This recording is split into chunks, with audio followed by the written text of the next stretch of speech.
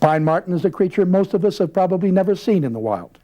It's a member of the mustelid family, a little cousin to the wolverine and the otter.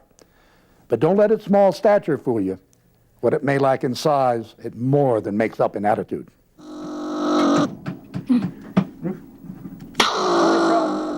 It's almost unbelievable that such a sweet-faced little animal could emit this savage sound. And it's about to intensify as Fish and Game reservist David Hawks prepares to do the unthinkable and reach into the pen to capture the creature. Dad thought he was sick. Do is I like to grab them by either the head or the tail, although they're a pretty durable animal. And you generally won't hurt them, no matter where you pick them up. That's what I try for, right like that. He's the size of a small house cat, a cat with a huge chip on his shoulder. No, they're not real happy. They got pretty good canines.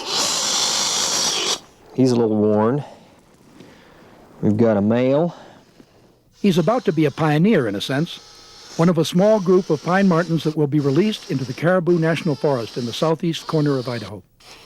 He'll be joined by 6 of his fellow captives who have been temporarily held here in individual pens at David Hawks' mink farm.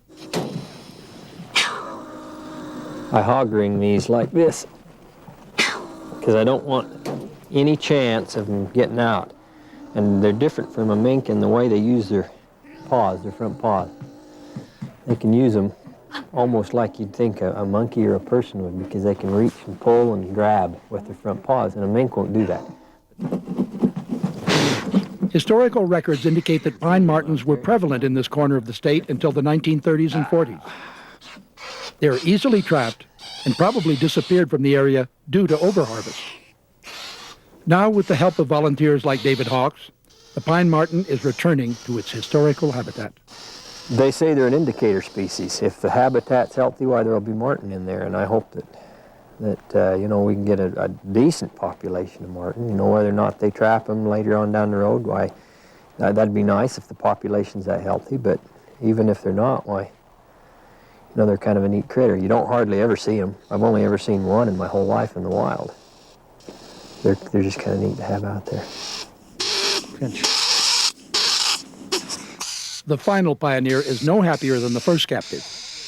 He receives ear tag number 45 and is unceremoniously stuffed into his wooden traveling case, still protesting violently. From here, it's an hour by truck, followed by a mile or so of snowmobile trail to the release site. The pine marten program was initiated by Fish and Game biologist Carl Anderson in cooperation with the Caribou National Forest. So they used to be here, and I knew that they weren't now. And I just thought it would be kind of a rewarding and productive kind of a thing to return these animals to habitat that they used to occupy. Looky there. Carl contracted with a trapper near Salmon to capture the pine martens in live traps. Small wire cages about the size of a large shoebox. So far, 42 martens have been captured near Salmon and then released in this general area over the last 2 winters. I try to spread them out because they're, you know, naturally not real dense in population. They don't hang around together. They're solitary animals, so I try to spread them out a little bit, but we want them, you know, to have a chance of running into each other later on, if you know what I mean. 4 martens, 2 females and 2 males, will be left at this site in separate wire pens. The process is called a soft release, a sort of modified method of liberation that requires more attention on the part of the biologists, but seems to be worth the extra effort involved. Well, the idea here is that we place them in these pens and hold them here for 3 or 4 days, and I'll come back every day, check on them and feed them, make sure they're okay.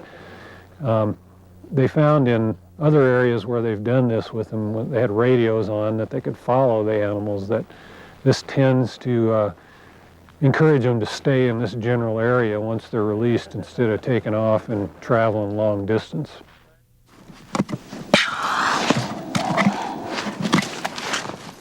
While they're still in the pens, the pine martens will be fed meat from a roadkill deer. But their normal diet consists of small prey, mainly rodents and the occasional squirrel or rabbit. Carl will attempt to check their progress with the use of cameras like this one. It contains an infrared detector that snaps a photograph when a warm-blooded animal feeds on the nearby carcass. But why all this fuss over a creature most of us will never see?